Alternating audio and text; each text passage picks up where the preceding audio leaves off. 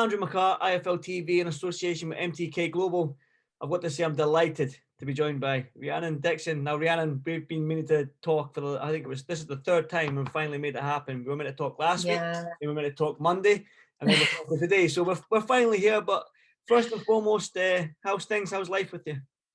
It's really good. Work's dying down a bit now. I'm a hospital pharmacist, so that's getting a little bit less stressful, and training's just amazing. Obviously, training with Anne and sometimes at Gallagher's. I'm just really enjoying my time. That's the main thing, especially the current situation now. Especially, I'm guessing now that your work's starting to die down, but I'm guessing your work was hectic during the winter months and lockdown last year and stuff like that. And it's always good to see that you're enjoying your training, man, because a happy fighter is a dangerous fighter, as you say. But you mentioned you're training with Anthony Crolla there, but I do want to come on to Anthony. But you've got an interesting story in how you got into boxing. I mean, you've got no amateur background whatsoever. Just break it down how you got into boxing and sort of like your sort of venture into the pro game, so to speak. So when I was about 20, I was doing CrossFit at the time, and I just wanted to start like doing a sport where I didn't realize that I was exercising. Like, when you go to the gym, you're on a treadmill and you just lack motivation to just run. So I saw Ronda Rousey at the time on TV, and I thought, oh my God, she's amazing. I'd love to do something like that. So I messaged Mike Grundy in Wigan saying like, oh, I'd love to, come and do some MMA lessons. And he was like, oh, well, have you ever done any combat sport before? And I was like, no. And he was like, oh, why don't you try boxing? So I was like, oh, okay. So there was a boxing gym on top of his MMA gym, and I went there, and I really enjoyed it. I was obviously, a bit anxious being a girl stepping into a boxing gym for the first time, but I just fell in love with the sport there, and I started on the unlicensed route, the white collar scene, and I won all my fights on there. I think I only had about 7. And there wasn't really much like way of progressing then, because once you fought all the girls in the area, there's no one else to fight. So my coach at the time was like, oh, well, why don't we go professional? Because my best friend who's at the gym, James Moorcroft, he turned professional like a few years before that, and he was like, you've seen how good James has done in the professional game, like, why don't you consider it? So then I thought, oh, well, if you think I'm good enough, then yeah. And I sparred a few pro girls, and then obviously I signed professional with Steve Woods, and then had my debut on Channel 5, and then it's just kind of like shot off from there. Yeah, well, you're turning pro at the right time, because it seems like women's boxing right now is on fire. Now, I will talk about like the past fights with Natasha Jonas and Terry Harper and Katie Taylor doing her thing. And you've got the girls out in the States and Michaela Meyer and Clarissa Shields and all them. And you've got the girls here, Chantel Cameron. You know what I mean? There's so many. Savannah Marshall, the world champion. So many girls. But for you, you've only had 7 fights in the white collar circuit that you mentioned there. So, and 2 fights as a professional. Are you sort of like, now that you're training with Anthony Crolla and stuff like that, are you sort of like still learning your craft? Are you still learning every single day with Anthony and James and everyone like that? Oh, definitely. I think like the first time that I trained with Anthony, it was like, you've got a good, like a few good things that you do, but there obviously is, a bit that we need to work on. And every day we're trying to work on new things. And obviously, being around, at Gallagher's when we train there, sometimes being around Natasha and seeing the things that she does and thinking, oh, could I copy that? Because she's a southpaw as well. So it's just, an unbelievable opportunity to train around people like that and get the experience from Joe and Anne, and just be around people like that is amazing. Talk to me about how this link up with Anthony came about. Now, I know Anthony quite well and stuff like that, and he's saying some mighty good things about you. So are you feeling any pressure now when you step when he's in your corner and you do your 3rd professional fight with him? I think there will be a bit of pressure there, because I think the first time he ever put something, he shared a video and he was like, she's going to be a star. So I print screened it and sent it to my mom, was like, oh my God, have you seen what Anthony Crolla's put on Twitter about me? But I just hope I live up to his expectations. You know, I am training as hard as I can, and I'm doing everything that my strength and conditioning coach Tim and Anthony tell me to do. So hopefully then, you know, when it comes to the night, I just perform as well as I can. How did the link up come about then with you and Anthony? So at my old gym, me and James, we just left on a mutual agreement. So we got in touch with our manager Steve, and then Steve was like, oh, usually when people leave a gym, they know where they're going next time, like where they're moving on to. And we were like, oh, well, we never thought we'd be in this situation, so we don't really know how it works. And obviously, you know, me and James are so new to the sport. So he was going through coaches, and then he said Anthony Crolla, and I think James knew, and I think they used to like go and have coffee together at Total Fitness. And he was like, oh, you know, I'd love to be trained by Anne. And I didn't know he was a coach at the time. So he was like, oh, I'll give him a ring. And I think he was in Portugal. And then he was like, oh yeah, when I come back, you know, we could do a few trial sessions and see if they like the way I train, and, you know, see if we all gel. And then we had a few trial sessions. And then I think Ant just finds James so funny. So I think that's why he's kept us on. Nothing to do with your boxing ability, just no, just because James is a comedian. Well, Anthony done the thing as well. We've seen Anthony lose against Denny Matthews in the British title fight, and then go on to become a world champion. So he knows how to grind out and become that sort of world champion. Again, is it your ambition? You've seen kick girls like Katie Taylor, Chantel Cameron, Savannah Marshall doing their thing and for British women's British boxing and stuff like that. So for you, is that sort of an ambition of yours as well, with Anthony in your corner and James, to go and become a world champion? Because you're in a tough division, in that lightweight division, because Katie Taylor's still a lightweight. Yeah. And, you know, I think there's so much depth in the lightweight division as well, because girls usually are around this like 61 kilos. So I think Chantel's gone up to super lightweight, and Natasha's gone down. I think Terry's gone down. So everyone's kind of around that weight. So I think it is the best, like, division kind of to be in. Obviously, you know, being a world champion would be an absolute dream, but, you know, where I've come from, I'm just trying to be the best I can be. And obviously, you know, under Ant, I can't get any better coach, really. When you hear the words that Anthony says about you, I mentioned the pressure and stuff like that, but do you have to sort of pinch yourself when, I mean, you've only had 7 white collar fights and you've had 2 professional fights, and then Anthony Crolla is saying all these things about you? Because, like I said to you, he's done it all, Anthony Crolla. Do you know what I mean? So do you have to sort of pinch yourself and go, wow, what has happened to me here? I work in a hospital as a pharmacist. What's happened? I know. I know.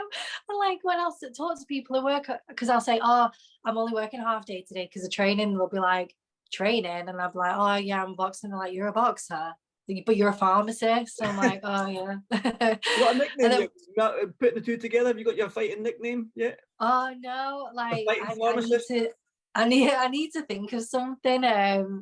No, I don't know whether it'll go, but yeah, I do have to pinch myself sometimes when I see Ant writing stuff about me, and like, you know, going sparring these amazing girls. Like I've sparred Chantel Cameron, and Jamie Moore was saying really nice things about me as well, and Savannah Marshall, and Natasha Jonas and Terry Harper. And it's kind of like I've only had 7 white collar fights, and I'm going sparring these like world champions. It's kind of like sometimes I need to take a step back and be like, oh, you're actually doing well for yourself. You definitely are. And if Jamie Moore and Anthony Crolla are seeing things in you, then you're definitely doing the right things. But talked about these spars in Natasha Jonas, outstanding amateur pedigree. We've seen her fight with Terry Harper. Do you know what I mean? You mentioned Chantel Cameron again. She's a fighter through and through, kickboxer. She was GB as well. Now she's a world champion. What are these spars like? I want to ask, are you holding your own in there? Well, Ant says, yeah. It's kind of like, I don't know. It's just like really surreal getting in the ring with these sorts of girls. Like I've been sparring with Natasha like every week on a Friday for a few weeks, and she's just so helpful. Like, because they were on about something about like, because she's so amazing at, you know, putting people into positions where she wants them, and like a distance, and she's so accurate. Like she'll only throw a punch if she knows it's going to land.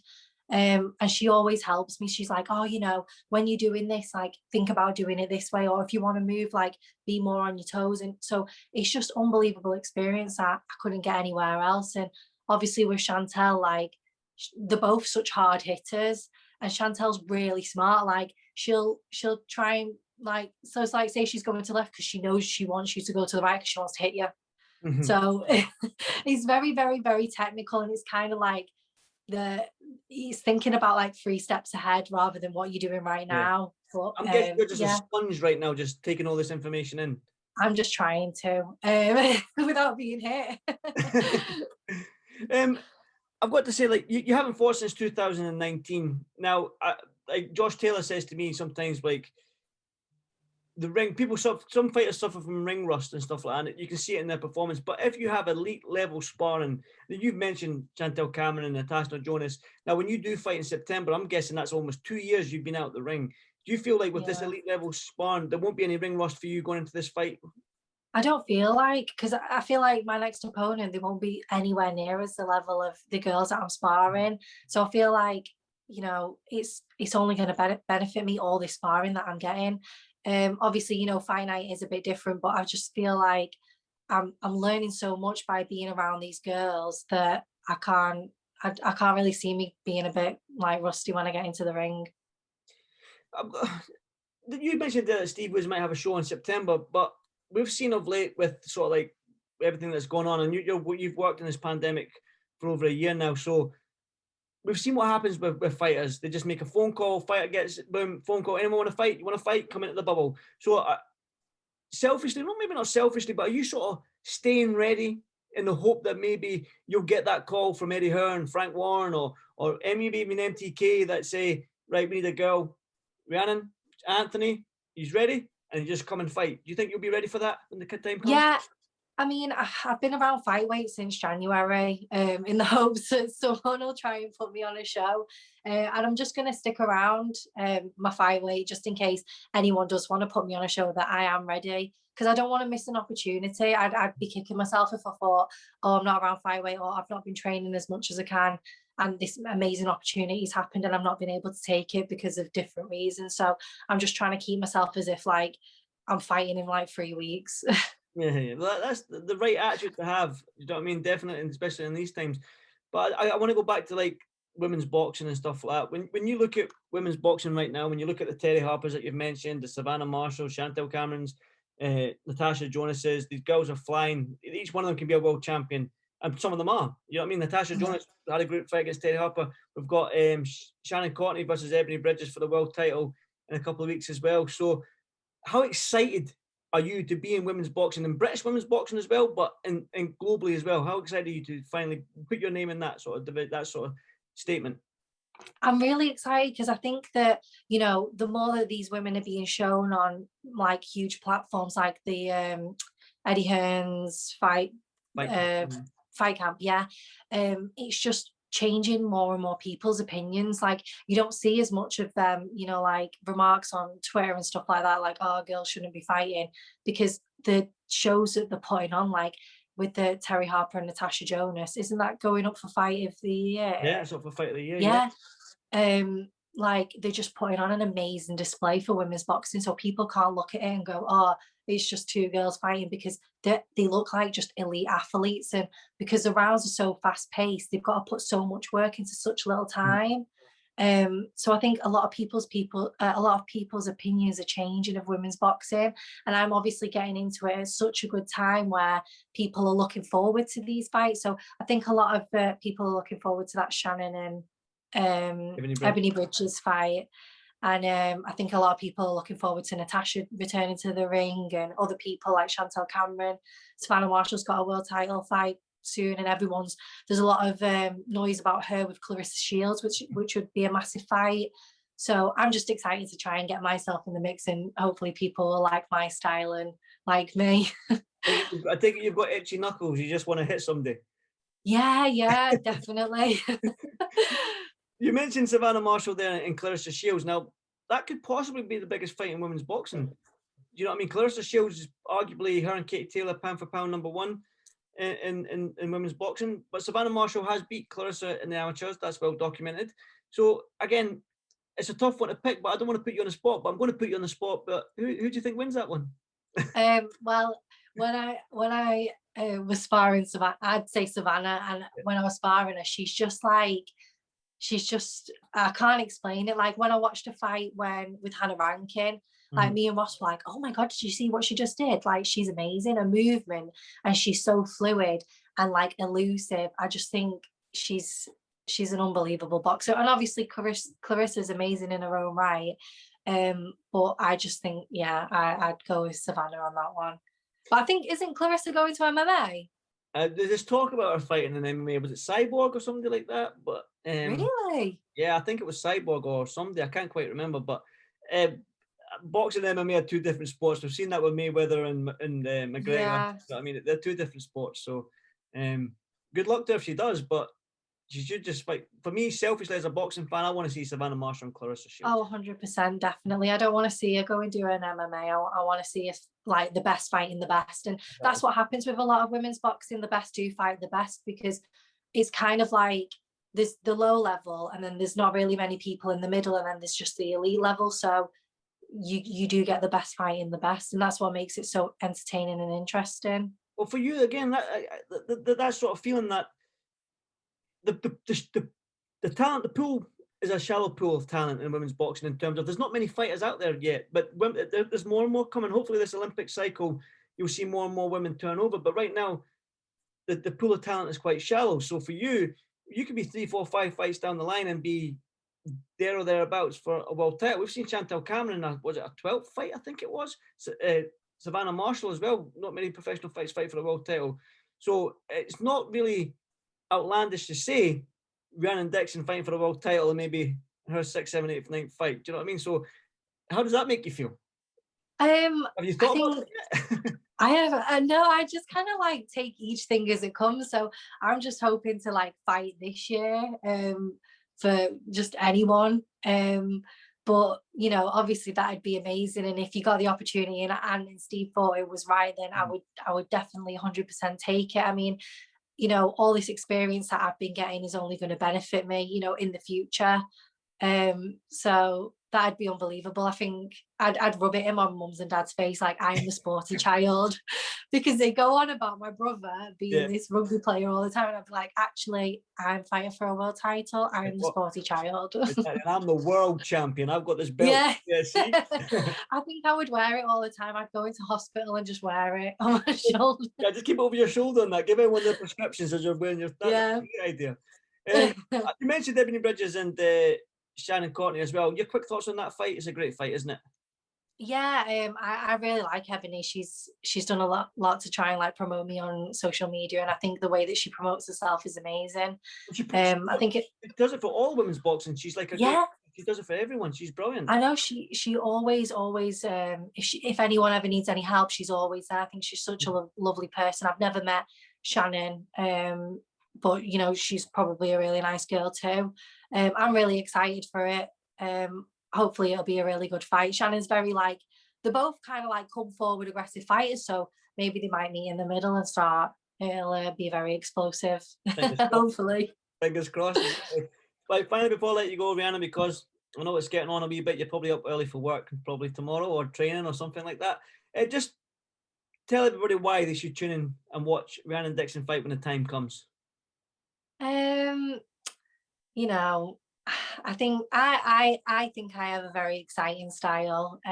You can see it on my debut. I'm very come forward, like aggressive style, but also I'm actually a really nice person. This interview, don't worry, they'll know you're a nice person from this interview. And I think, you know, just support up and coming fighters. It's really hard when people start off to try and get the support, and you know, the more support you get, the better opportunities you get. So, you know, just support me. Definitely. Well, no doubt they will. And Rhiannon, it's been an absolute pleasure speaking to you. And hopefully this is the first of many interviews. And hopefully the next time I do interview you, you've got a fight and we can talk about that. Hopefully. So fingers crossed. Yeah, it's been an absolute pleasure meeting you and talking to you for the first time. So thank you so much and enjoy the rest of your evening. Oh, thanks for having me on the show. No problem at all. Thanks very much, Rhiannon. Thank you. See ya. Bye. Bye.